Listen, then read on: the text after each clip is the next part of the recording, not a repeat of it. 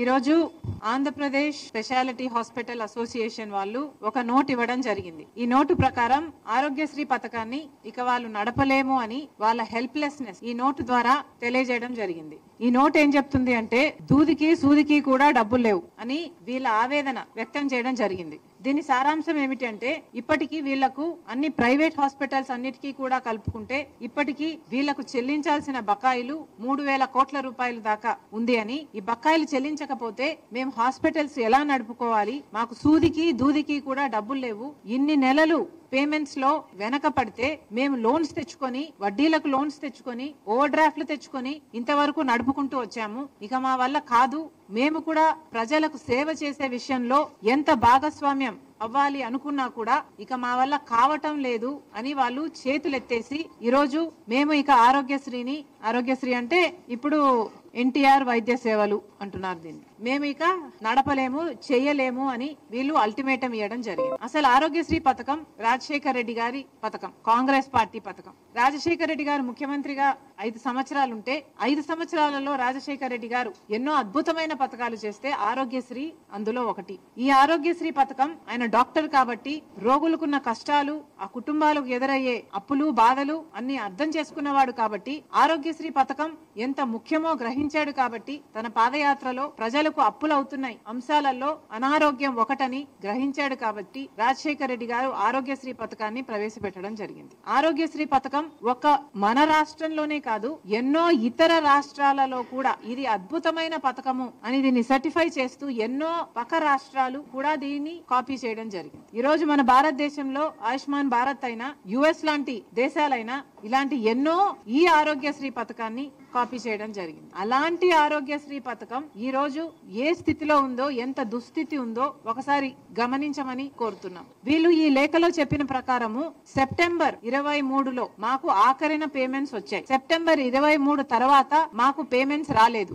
ఈ రోజు వరకు అప్పటి నుంచి బకాయిలు వేసుకుంటే స్పెషాలిటీ హాస్పిటల్స్ కు సంబంధించే 2,500 కోట్ల రూపాయలు ప్రభుత్వం కట్టాల్సి ఉంది. ఇక ప్రైవేట్ హాస్పిటల్స్ అన్ని కలుపుకుంటే 3,000 కోట్ల రూపాయలకు పైగానే బకాయిలు ఉన్నాయి అని అంచనా. మరి ఇంత అద్భుతమైన ఆరోగ్యశ్రీ పథకానికి జగన్మోహన్ రెడ్డి గారు రాజశేఖర రెడ్డి గారు కొడుకయుండి నేను వారసుని అని చెప్పుకుంటూ జగన్మోహన్ రెడ్డి గారు సెప్టెంబర్ 23 తర్వాత ఆరోగ్యశ్రీకి బిల్లులు ఎందుకు కట్టలేదు? జగన్మోహన్ రెడ్డి గారు సమాధానం చెప్పాలి. అసలు రాజశేఖర రెడ్డి గారికి ఈ పథకం ఎంత ఇష్టమైన పథకమో జగన్మోహన్ రెడ్డి గారికి తెలియని విషయం కాదు. ఇది మా కుటుంబానికి పర్సనల్ గా ఆరోగ్యశ్రీ ఇది డెవలప్ అవుతున్న సమయంలోనే ఇది రాజశేఖర రెడ్డి గారికి ఎంత ప్రియమైన పథకమో మా అందరికీ తెలిసిన విషయం. అలాంటిది జగన్మోహన్ రెడ్డి గారు సొంత కొడుకై ఉండి నేనే వారసుని అని చెప్పుకుంటున్నారు కదా. మరి అలాంటప్పుడు రాజశేఖర రెడ్డి గారి ఆరోగ్యశ్రీ పథకానికి మీరు బిల్లులు ఎందుకు కట్టలేదో జగన్మోహన్ రెడ్డి గారు సమాధానం చెప్పాలి. సెప్టెంబర్ లో లాస్ట్ లో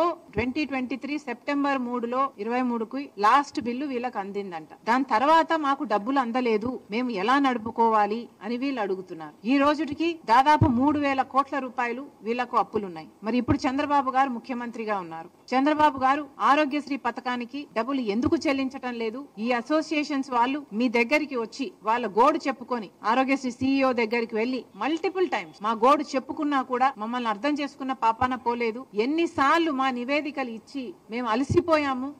ఆ ప్రభుత్వానికి ఈ ప్రభుత్వానికి, 2 ప్రభుత్వాలకి, అటు జగన్మోహన్ రెడ్డి గారి ప్రభుత్వానికి ఇటు చంద్రబాబు గారి ప్రభుత్వానికి ఇక మేము మా వల్ల కాదు అని వాళ్ళు ఈ రోజు అల్టిమేటం ఇవ్వడం జరిగింది. మరి చంద్రబాబు గారిని అడుగుతున్నాం, ఇప్పటికి 2 నెలలైంది, మీరు స్వేరింగ్ ఇన్ చేశారు, ముఖ్యమంత్రి అయ్యారు, కూటమి ప్రభుత్వం, మీకు తెలుసు రాష్ట్రానికి ఉన్న ఇబ్బందులన్నీ మీకు తెలుసు. అయినా రాష్ట్ర భవిష్యత్తు నాది బాధ్యత అని మీరు భుజాన వేసుకొని కూటమి ప్రభుత్వం నేను చేయగలను, నాకు 40 ఏళ్ల ఎక్స్పీరియన్స్ ఉంది అని మీరు చెప్పి అధికారంలోకి వచ్చారు. భవిష్యత్తు బాధ్యత నాది అని మీరు చెప్పి అధికారంలోకి వచ్చారు. మరి కూటమి ప్రభుత్వం మీద అయినప్పుడు, ఎన్డీఏ ప్రభుత్వంలో మీరు ఉన్నప్పుడు ఇక్కడున్న మీ ఎంపీలే కాదు, ఆఖరికి వైసీపీ ఎంపీలు కూడా ఎన్డీఏలోనే ఉన్నారు. అందరూ కలిస్తే 25 మంది ఎంపీలు బీజేపీ పార్టీ మన ఎంపీలను వాడుకుంటుంది. మరి ఇలాంటప్పుడు మనకేం చేస్తున్నారు వాళ్ళు? మనకు కనీసం ఆరోగ్యశ్రీకి కూడా బిల్లులు ఇచ్చుకోలేని స్థితిలో మనం ఉన్నాము. ఉంటే ఎన్డీఏ ప్రభుత్వం ఏం చేస్తుందో చంద్రబాబు గారు బీజేపీ పార్టీ సమాధానం చెప్పాలి. మళ్ళీ చెప్తున్నాం, ఆరోగ్యశ్రీ పథకం అన్నది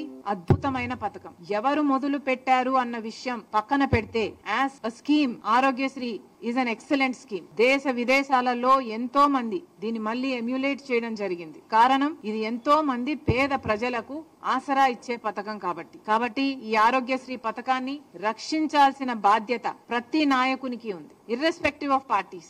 ఎవరు అధికారంలోకి వచ్చినా కూడా. నాకైతే ఆశ్చర్యంగా ఉంది, జగన్మోహన్ రెడ్డి గారు సెప్టెంబర్ లో బిల్లులు చెల్లించారు, ఆ తర్వాత ఆరోగ్యశ్రీకి బిల్లులే చెల్లించలేదు అని. అసలు ఆరోగ్యశ్రీకే కాదు, ఫీజు రీయింబర్స్మెంట్ కూడా బకాయిలు ఉన్నాయి. అసలు జగన్మోహన్ రెడ్డి గారు రాజశేఖర్ రెడ్డి గారు తలపెట్టిన జలయజ్ఞం కూడా 54 ప్రాజెక్టులు రాజశేఖర్ రెడ్డి గారు తలపెడితే 12 ప్రాజెక్టులు రాజశేఖర్ రెడ్డి గారు పూర్తి చేస్తే 42 ప్రాజెక్టులు మిగిలిపోయిన ప్రాజెక్టులను నేను 6 నెలల్లో పూర్తి చేస్తాను అని చెప్పిన జగన్మోహన్ రెడ్డి గారు, నేనే వారసుని అని చెప్పుకుంటున్న జగన్మోహన్ రెడ్డి గారు, మరి రాజశేఖర రెడ్డి గారి జలయజ్ఞం ప్రాజెక్టులు మీరు ఎందుకు పూర్తి చేయలేదు? మీరు సమాధానం చెప్పాల్సిన అవసరం ఉంది. మీరు రాజశేఖర రెడ్డి గారికి ఇంత ప్రియమైన ఆరోగ్యశ్రీ పథకానికి కూడా బిల్లులు చెల్లించలేదు. జగన్మోహన్ రెడ్డి గారి విషయం పక్కన పెడితే ఇప్పుడు చంద్రబాబు గారు ముఖ్యమంత్రిగా ఉన్నారు. Irrespective of parties, this is an excellent scheme. Chandrababu గారికి ఆరోగ్యశ్రీని రక్షించాల్సిన బాధ్యత ఎంతైనా ఉంది. ఆరోగ్యశ్రీ మన ప్రజలకు ఎంతో పనికొచ్చే పథకం కాబట్టి చంద్రబాబు గారు వెంటనే జోక్యం చేసుకోవాలి. మళ్ళీ చెప్తున్నాం, ఎన్డీఏకి మన అందరు ఎంపీలు 25 మంది ఎంపీలు పార్టీలకు అతీతంగా మొత్తం అందరూ ఊడిగలు చేస్తున్నారు బీజేపీ పార్టీకి. మరి అలాంటప్పుడు కనీసం ఆరోగ్యశ్రీని కూడా బతికించుకోలేకపోతే